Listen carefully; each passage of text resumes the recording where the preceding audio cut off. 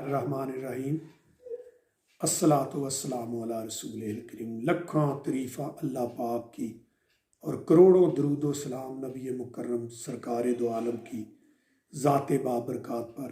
अस्सलातु वस्सलामु अला रसूलिल करीम। आज मैं जिस मुक़द्दस हस्ती का जिक्र करने लगा हूँ, उनके जिक्र तो अल्लाह करता है, उनका जिक्र तो पूरा कुरान है, उनका जिक्र तो पूरी हदीस है। वो है अहले बैत में, जिनसे अहले बैत चला है, जिसकी औलाद को नबी मुकर्रम ने अपनी औलाद कहा है और कहा है कि दिन क़यामत को तमाम नस्ब ख़त्म हो जाएंगे, सिर्फ मेरा और फ़ातिमा ज़हरा सलामुल्लाह अलैहा का नस्ब बाकी रहेगा। तो आज सैयदा कायनात फ़ातिमा ज़हरा सलामुल्लाह अलैहा का यौम वलादत है। इसी हवाले से मैं 2-3 वाक़या उनके कोट करके पूरा वीडियो मुकम्मल कर दूंगा। सबसे पहले जो नबी मुकर्रम सरकार दो आलम के साथ उनकी मोहब्बत है, अकीदत है, प्यार है, उनकी खिदमत है। मुख्तलिफ रवायतों में आता है कि सहाबा इकराम कहते कि नबी पाक सरकार को हम सब ये कहते थे, फ़दा का अबी उम्मी या रसूल अल्लाह, लेकिन नबी मुकर्रम सरकार दो आलम बीबी पाक सैयदा कायनात सलामुल्लाह अलैहा को ये कहते थे, फ़दा का अबी उम्मी या फ़ातिमा। ये कितनी बड़ी मंजिल है, कितनी बड़ी मंजिलत है, कितना मर्तबा है, कितना रुतबा है। अल्लाह पाक उनके नामों से हमारे ईमान को ताज़ा करता है, जिंदा करता है, मजबूत करता है। एक जो नबी पाक की सफ़ात है, जो नबी पाक के औसाफ है, वो तो कुरान है। कुरान पूरा नबी पाक की औसाफ है, और जो औसाफ नबी मुकर्रम सरकार दो आलम के हैं, वो औसाफ फ़ातिमा ज़हरा में भी पाए जाते हैं। क्योंकि सैयदना उम्मुल मोमिनीन सैयदा आयशा रज़ी अल्लाह ताला फरमाती हैं कि कोई भी शख्स कायनात में फ़ातिमा ज़हरा सलामुल्लाह अलैहा से ज़्यादा मुशाबियत नहीं नबी मुकर्रम सरकार दो आलम से रखता था। सखावत में, अनायत में, करम में, जोदो सखावत में, अबादत में, रियाजत में, चलने में, बैठने में, बोलने में सबसे ज़्यादा मुशाबियत जो फ़ातिमा ज़हरा सलामुल्लाह अलैहा सैयदा कायनात में थी, वो किसी और में नहीं थी। सबसे पहले एक वाक़या है कि फ़ातिमा ज़हरा सलामुल्लाह अलैहा की उम्र मुबारक 4 साल थी जब आपको ख़बर मिली कि नबी मुकर्रम सरकार दो आलम खाना काबा में सजदा रेज़ है और उनके गर्दन के ऊपर ज़ालिमों ने, अबू जेल, अबू लहब, ये जो बड़े बड़े कुफ़ार थे, इन्होंने ऊँट की ओजरी ला के रख दी।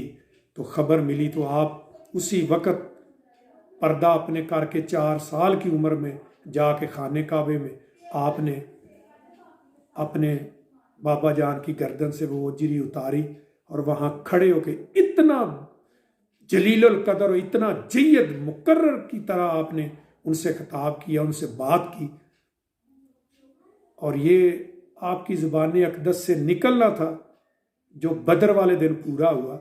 आपने कहा, बाबा जान, जिसने आपको दुख दिया है, जिसने भी आपको तकलीफ़ दी है, अल्लाह पाक इनको तबाह बर्बाद कर दे। रवायतों में आता है कि जो भी वहाँ जालिम था, कुफ़ार थे, बड़े बड़े कुफ़ार के जो सरदार थे बदर में, वो सारे के सारे बुरे तरीके से मारे गए।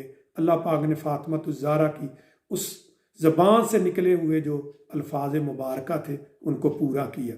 एक ये बड़ा वाक़या है। दूसरा वाक़या सखावत का है कि एक दिन नबी मुकर्रम सरकार दो आलम आपके घर तशरीफ़ लाए तो देखा कि फ़ातिमा ज़हरा अली पाक हैं, इमाम हसनैन करीमैन हैं, उनकी आँखों के गिर्द हल्का बंधा हुआ है, काला हल्का पड़ा हुआ। तो आपने फरमाया कि क्या बात है?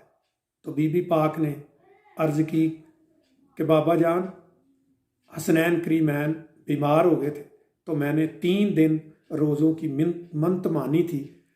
तो जब 3 रोज़े रखे हैं तो अली पाक ने रोज़ों के लिए, अफ्तारी के लिए किसी से कुछ उधार लेके अफ्तारी का साजो सामान लाए। तो जब ऐन अफ्तारी का वक़्त आया तो मांगने वाला आ गया। दरे रसूल पे, दरे अहले बैत से सवाली ने आके सवाल किया تو انہیں اپنی افطاری نہیں دیکھی، اسی طرح اٹھا کے ان کو دے دیا۔ یہ آپ کی سخاوت کا بہت بڑا واقعہ ہے۔ اور اسی وقت نبی پاک سرکار آپ کے در اقدس پر کھڑے تھے کہ اسی وقت قرآن میں آیت آ گئی کہ جو لوگ غریب، یتیم، مسکین کو کھانا کھلاتے ہیں اور اس کے عوض کوئی اجر کی بھی تمنا نہیں کرتے، ہم نے ان کو جنتیں عطا کر دی۔ اور یہ تو 3 دن کی جو روٹی کھلائی ہے سیدہ قائدہ نے، یہ جنت تو اس کے صلے میں مل گئی، تو ساری عمر کی جو ان کی عبادتیں ہیں، ان کی ریاضتیں ہیں، شجاعتیں ہیں، ان کی سخاوتیں ہیں، ان کا معاف کر دینے کی جو عادتیں ہیں، اس کا صلہ کیا ہوگا؟ پھر سب سے بڑھ کر آپ کے جو بچے امام حسن رضی اللہ تعالیٰ سلام اللہ علیہ اور آپ کے بیٹے امام حسین جو کربلا میں شہید ہوئے، ان کا اجر تو اللہ تعالیٰ کی ذات یوم قیامت ہی دے گی، دنیا میں کوئی کیا دے گا؟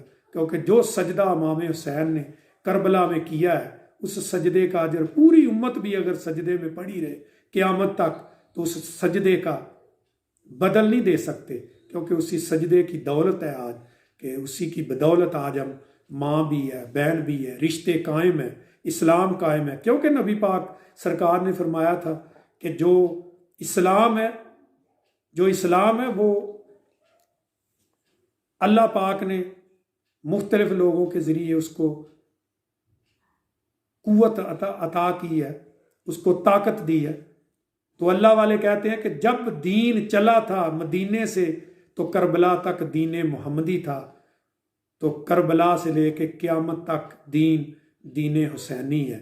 یہ وہ حسین ہے جس کی تربیت بی بی پاک نے کی ہے، اور انہوں نے کربلا میں بی بی پاک کے پیے ہوئے مقدس دودھ کا بدلہ چکا دیا اور اس کی لاج رکھی۔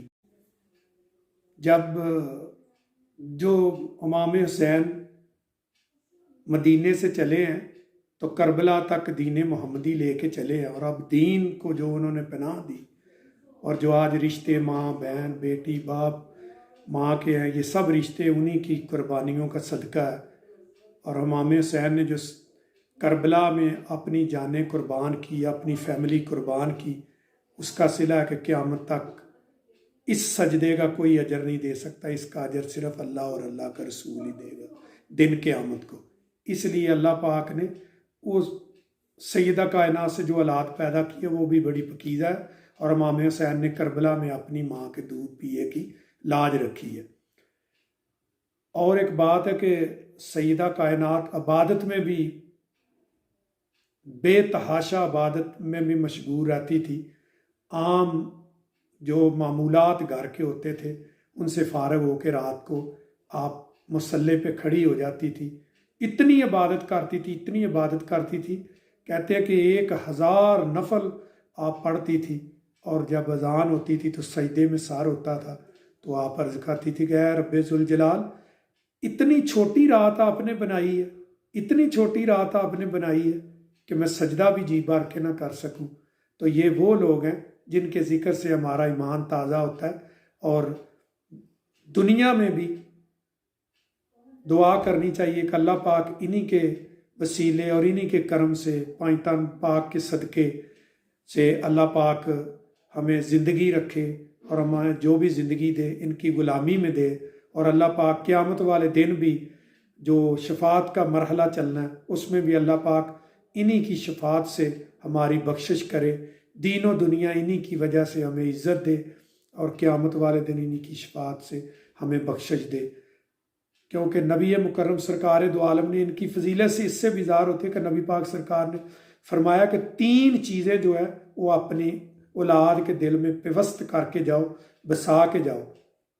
ایک نبی محمد، اپنے نبی محمد کی سے محبت، دوسرا میری اہل بیت سے محبت یعنی نبی پاک کی آل اولاد سے محبت، اور تیسرا قرآن پاک کی تلاوت۔